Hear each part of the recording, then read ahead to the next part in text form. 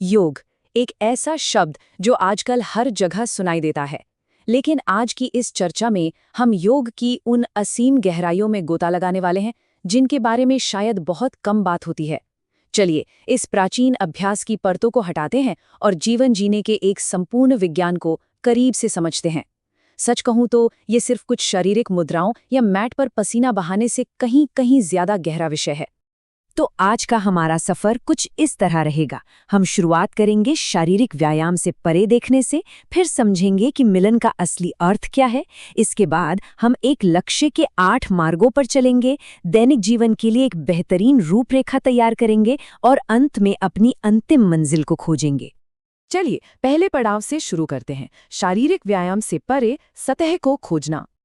अक्सर किसी भी नई सीखने वाले के मन में ये सवाल जरूर आता है, क्या योग केवल पसीना बहाने, शरीर को लचीला बनाने या दिन भर की थकान और तनाव को कम करने का एक नया फिटनेस ट्रेंड है? मतलब आजकल जिम या स्टूडियो में जो सिखाया जा रहा है या जो फैशनेबल कपड़े पहने जा रहे हैं, उसे देखकर ऐसा लगना बहुत ही स्वाभाविक है ना? लेकिन जब हम इस आधुनिक शारीरिक व्यायाम की तुलना सनातन धर्म के पारंपरिक दृष्टिकोण से करते हैं, तो भाई एक बिल्कुल ही अलग तस्वीर सामने आती है। योग वास्तव में एक समग्र और आजीवन चलने वाला विज्ञान है। इसे एक संतुलित और बहुत ही सार्थक अस्तित्व के लिए डिजाइन किया गया है। ये सिर्फ हमारे शरीर तक सीमित नहीं है, बल्कि यह हमारे मन, हमारी बुद्धि और हमारी आत्मा, इन सभी को एक ही अटूट सूत्र में पिरोता है। और यहीं से हम अपने दूसरे पड़ाव पर आते हैं, मिलन का असली अर्थ, जड़ों को समझना। इस पूरी फिलॉसफी को सही से समझने के लिए हमें योग शब्द के जड़ों तक जाना होगा। ये शब्द संस्कृत की मूल धातु युज से आया है। इसका सीधा सा मतलब है जोड़ना या एक करना। इसे एक बहुत ही आम रोजमर्रा के उदाहरण से समझते हैं। मान लीजिए कि एक स्मार्टफोन का अपना लोकल डेटा है और वो एक विशाल, असीमित क्लाउड नेटवर्क के साथ सिंक हो रहा है। बस बिल्कुल यही युज है। ये हमारी व्यक्तिगत चेतना यानी जीवात्मा का उस असीमित सार्वभौमिक चेतना यानी परमात्मा के साथ पूरी तरह से जुड़ जाना है। एक तरह से ये सबसे बड़ा और अल्टीमेट सिंकिंग प्रोसेस है। इस बात को और अच्छे से विजुअलाइज करने के लिए जरा इस ढांचे पर गौर करें। इसके बिल्कुल बीचों बीच जो ध्यानमग्न आकृति है और बाकी जितने भी तत्व हैं वो सब उसके चारों ओर घूम रहे हैं। ये बहुत ही खूबसूरती से इस बात पर जोर देता है कि योग का हर एक अभ्यास, चाहे वो कोई भी हो, अंततः इसी केंद्र बिंदु की ओर ले जाता है, यानी उसी अंतिम सार्वभौमिक मिलन की ओर। तो अगर मंजिल एक ही है, तो रास्ते कौन से हैं? आइए तीसरे हिस्से की ओर बढ़ते हैं, एक लक्ष्य के 8 मार्ग, परंपराओं को समझना। यहाँ एक बहुत ही गहरी बात कही गई है कि सभी मार्ग अलग अलग हो सकते हैं, लेकिन लक्ष्य हमेशा एक ही रहता है, अपने सच्चे स्वरूप को महसूस करना। इसे एक विश्वविद्यालय के उदाहरण से समझते हैं। कोई साइंस पढ़ता है, कोई आर्ट्स, तो कोई इंजीनियरिंग चुनता है। तरीके अलग हैं, किताबें अलग हैं, लेकिन अंत में ज्ञान प्राप्ति और डिग्री का अंतिम लक्ष्य तो सभी के लिए एक ही होता है ना। बस योग के ये मार्ग भी बिल्कुल ऐसे ही काम करते हैं। चलिए, पहले 4 मार्गों को देखते हैं। ये सभी अलग अलग दृष्टिकोण सामने रखते हैं। राजयोग सीधे हमारे मन को अनुशासित करने पर फोकस करता है। हठ योग हमारे शरीर और हमारी सांसों को साधता है। भक्ति योग एक बहुत ही गहरी और निस्वार्थ श्रद्धा की मांग करता है। और वहीं ज्ञान योग आत्ममंथन और शास्त्रों के गहन अध्ययन के जरिए परम ज्ञान की खोज करता है। मतलब हर किसी के स्वभाव के हिसाब से एक अलग रास्ता पहले से मौजूद है। अब आगे बढ़ते हैं और बाकी के 4 मार्गों को भी देख लेते हैं। कर्म योग, ये बिना किसी फल की इच्छा के पूरी तरह निस्वार्थ भाव से अपना काम करने के बारे में है। मंत्र योग, ध्वनि की पवित्र तरंगों या वाइब्रेशंस का उपयोग करता है। लय योग का सीधा सा उद्देश्य है मन को पूरी तरह से परम तत्व में विलीन कर देना।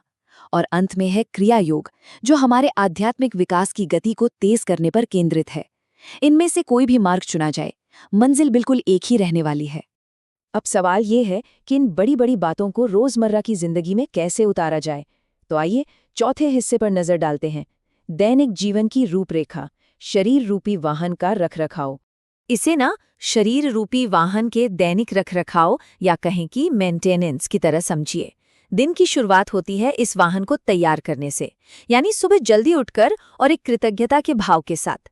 फिर होती है शरीर, मन और हमारे इरादों की गहराई से सफाई, बिल्कुल वैसे ही जैसे हम अपनी गाड़ी को अंदर और बाहर से साफ करते हैं। इसके बाद आसनों की बारी आती है, जो हमारे जोड़ों और मांसपेशियों के इंजन में तेल डालने का काम करते हैं, ताकि शरीर एकदम सुचारू रूप से चल सके। और फिर अंत में प्राणायाम के रूप में सांसों का शुद्ध ईंधन डाला जाता है, ताकि ये वाहन दिन भर पूरी ऊर्जा के साथ दौड़ सके।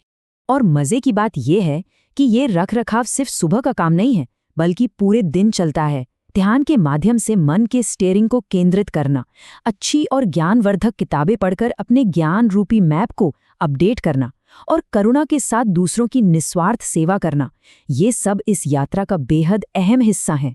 और जब दिन खत्म होता है तो रात में एक शांत समर्पित मन के साथ सोना बिल्कुल ऐसा है जैसे हमने अपने वाहन को सुरक्षित रूप से गैराज में पार्क कर दिया हो।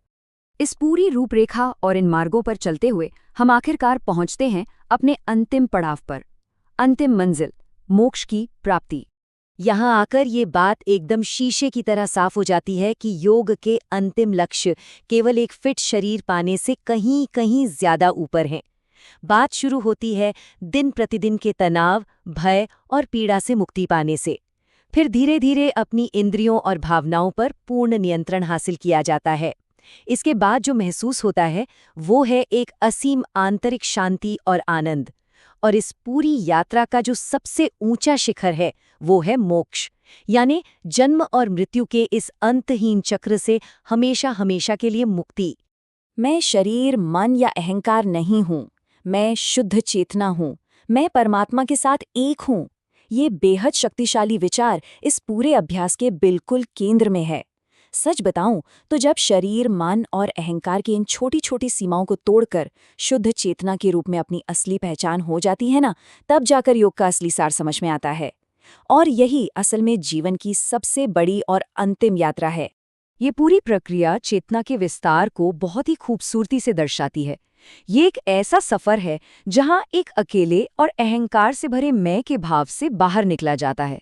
फिर हमारा जुड़ाव समाज से, यानी हमसे होता है। इसके बाद ये विस्तार और बढ़ता है, हमारी प्रकृति, पूरे ब्रह्मांड यानी सब तक पहुंचता है। और अंततः सब कुछ उस एक सर्वव्यापी एक में जाकर समाहित हो जाता है। तो अब इस चर्चा को खत्म करने से पहले एक बहुत ही गहरे विचार पर गौर करना जरूरी है। सोचने वाली बात है कि यदि कोई भी व्यक्ति पूरी निष्ठा से योग का अभ्यास करता है और खुद को इस गहराई तक बदल लेता है जहां वो पूरे ब्रह्मांड के साथ एक हो जाता है, तो उस एक व्यक्तिगत बदलाव की लहरें इस पूरी दुनिया को कैसे और कितना बदल देंगी। इस सवाल और इस विचार के साथ आज की इस चर्चा में शामिल होने के लिए बहुत बहुत धन्यवाद।